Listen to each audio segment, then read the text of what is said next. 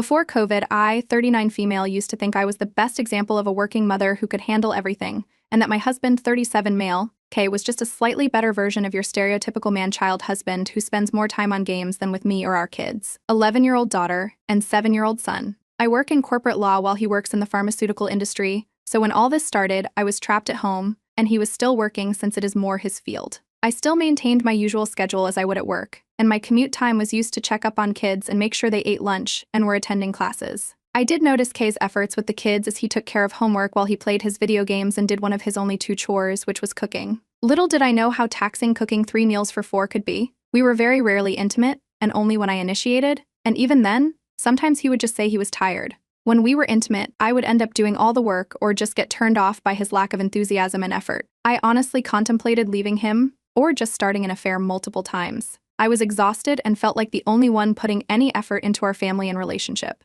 Then last month, Kay tested positive and was quarantined in the basement for 2 weeks. I took time off from work since I felt like I would have even more responsibilities, and it would be a nice excuse to take a break. It was a good decision because I found out how much Kay is involved with everything. He is a far more involved parent than I am. He managed to keep these 2 kids happy and entertained all the time. I never thought it was this hard. On top of that, cooking is not as easy as it seems. It is very difficult to think of what to cook and make sure you can make it in time for all 3 meals. I do not really get a lot of the kids' homework. All this was so long ago and so irrelevant today for me that my husband eventually had to tag in. Despite his health, he managed to play with them using video calls. He is so creative. I never really appreciated that. He role-played by pretending to be a character from a Disney TV show while my daughter and son pretended to play a platypus and a mad scientist. I think you all know what I am talking about. He even gave them weird tasks and scavenger hunts to keep them entertained. Had he not been involved in this, I would have just had a mental breakdown dealing with 2 bored kids after all I did every day. I started self-analyzing my role in the kids' lives. Sure, I knew their teachers, doctors, allergies, and things like that, but that is the minimum. I realized that my schedule is very self-serving. We both work full-time, but I get back around 7, while he comes home by 5. When I come back, I usually see him playing video games, and I go on a run, come back, shower, and dinner is prepared, and our lunch boxes are in the fridge for the next day. After dinner, I watch my TV shows and then meet him in bed around 11, and if I initiate and he feels like it, we are intimate. In this entire day, the only time I interact with the kids is during dinner. This revelation honestly shocked me. I do not even tuck them in or anything. In the morning, he wakes them up, gets them ready for school, and when in person, drops them off before heading to work. He is also the one who picks them up. I, on the other hand, wake up leisurely, eat the breakfast already on the table, and then leave for work. During weekends, I get to have a girls' night on Saturdays and brunch on Sundays religiously, and he sometimes goes to meet his friends on Fridays but stays in often, because I make him by complaining or starting arguments as I feel neglected. After this self-analyzing, I started monitoring my husband, just hoping for a slip-up that would show he is just as bad as me because,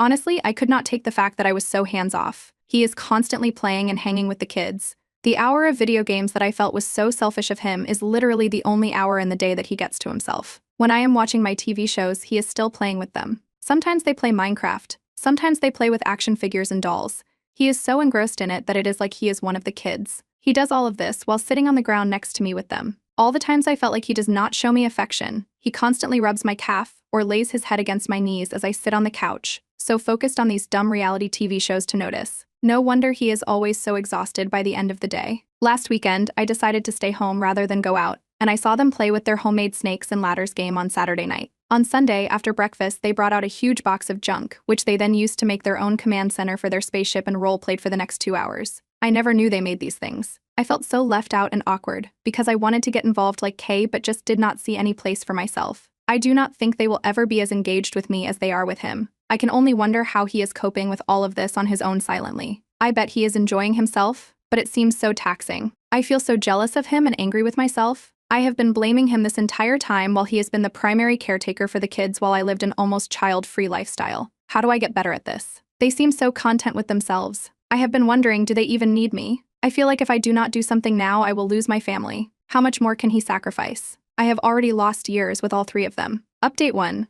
So I honestly was very scared of how to even begin, but the day after I posted, I saw an opening with my kids and I jumped on it. So I was working in my office, and during my lunch break, I walked in on them making paper airplanes by watching a video online, and I decided to join in. As I was helping them make the planes, I could just sense this aura of confusion from them since I only ever talked about school, and when I first approached them, they had this guilty expression. And I guess just imagine that I was there to scold them for making noise or wasting time or something.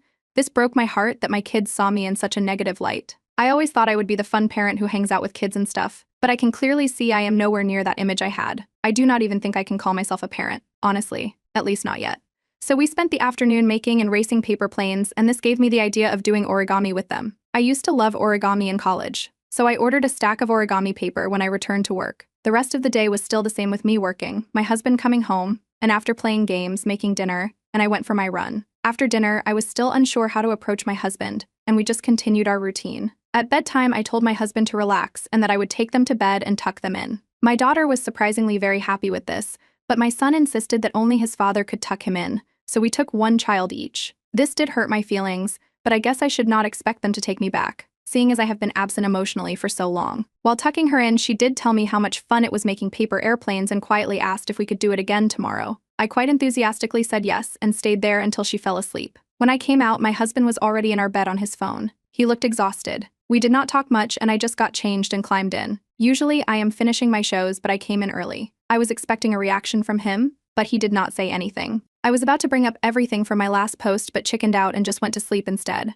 I do not know how to even begin talking to him about it. I thought of showing him my last post, but I do not think I can. I mentioned how I contemplated starting an affair since I felt my needs were not being met, and I cannot let my K know how close I was to destroying everything. He was cheated on before by an ex, and it broke him for a good year and a half. I do not want him to think there is something to worry about because there is not. At the same time, it is just impossible to talk to him since I just cannot face him or look him in the eyes and tell him how I have been blaming him for my own failures for so long and letting resentment build against him. How does one even go about it? So this is what has been happening every day for the past 5 days. I have been doing origami with the kids during lunch and tucking my daughter in at night, although I attempt to do it for both my kids every time. I have also been waking up early for breakfast and have been cutting down on my running time so that I can just sit at the table with the kids while they do their homework. I tried helping my husband with cooking, but he just pushes me out since he has his own system and does not want it disturbed. I also have been returning his affections post-dinner when they play Minecraft while I watch TV. While he rubs my calf every now and then and lays his head against my knee, I play lightly with his hair. I know he likes to be patted and used to do it all the time when we were dating. He was a little startled at first, but now he just smiles when I do it. Our nights have not changed, as we both just sit in our bed on our phones and him just looking exhausted.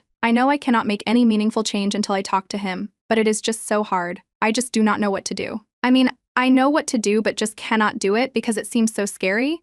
How do people do this? So that is what has happened so far. I plan on talking this out with my in-laws since they have treated me like their own daughter since day one, and hopefully can help me talk to my husband about this. It used to be so easy to talk to Kay about anything, and he would have the best response to everything. How did I become this person who cannot even talk to the most understanding and sweetest man I have ever known? I wish he could just read my mind, give me his melting smile, and just hold me and tell me everything is going to be fine and just never let go. Update 2. So it has been a while since I last posted, and a lot has happened, and something happened recently that reminded me of this account. So after I made my update post, my husband came to me late the next day after work looking miserable. Apparently, he had been given so much work that he could not spend any time with us for the foreseeable future, and said that he wanted my help with the kids. Honestly, it felt like he was not asking his partner for help but begging a stranger for any kind of assistance. That hurt so badly. I, of course, saw this as another opportunity to be the partner and mother they deserve, and I jumped on it. I made sure to tell him that he does not need to ask me like that,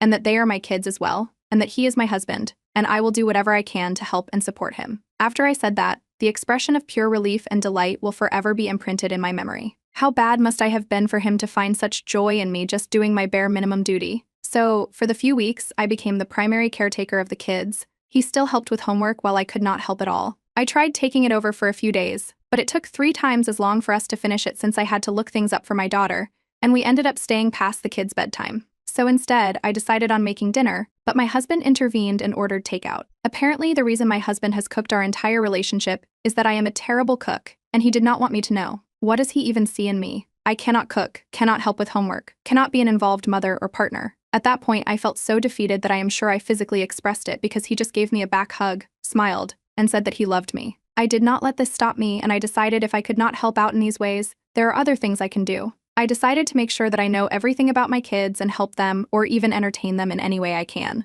So every day after work, instead of going on the run, I took my daughter on walks, while my son rode his bicycle around the block. Since the days are longer now, I thought this would be a fun activity. During this time, I now know that my daughter wants to be a scientist like her dad. She likes this ice cream shop in a mall nearby which only has a few flavors, but they taste amazing. She wants to learn Korean. My husband has been helping her with some basic Korean for months now since he learned it to impress my family. I did not know this, yet another failure on my part, so she can talk with my parents in their native language. She loves K-pop, and her favorite group is Mamamoo. Looks like she has my taste in music, and she wants to learn how to do her hair. So since then, I have been talking to her in Korean, since it is my native language, during our walks and have been helping her with the workbooks my husband got. Surprisingly, she has been picking it up really fast and has inspired my son to learn it as well. Every night I have been tucking both of them in, and when I get to bed, my husband is just waiting for me to learn about my day, and after so long we have finally been getting intimate, and it has been amazing. The weekend pretend games they used to play with their father still happen,